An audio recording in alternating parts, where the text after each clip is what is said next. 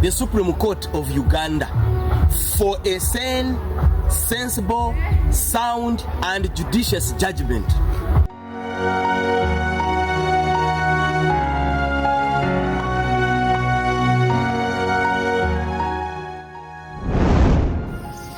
You can't blame judges for telling you that Parliament passed a law that contravenes the Constitution.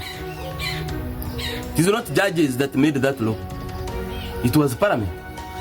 Judges didn't pass the UPDF Act. It was passed by Parliament. They didn't write the Constitution.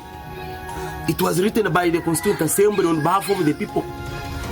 What the judges have done is to tell you that the UPDF Act, a law made by Parliament, contravenes, violates, is inconsistent with, disobeys the Constitution.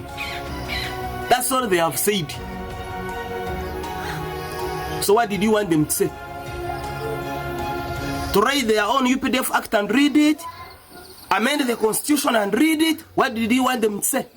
They have said that the law made by Parliament contravenes the Constitution of the Republic of Uganda. That's all they have said. So what else should they have said? If they found them contravening, what should they have said? That's it. Next time, send proper people, fit and proper persons to Parliament. They make laws that don't embarrass the country.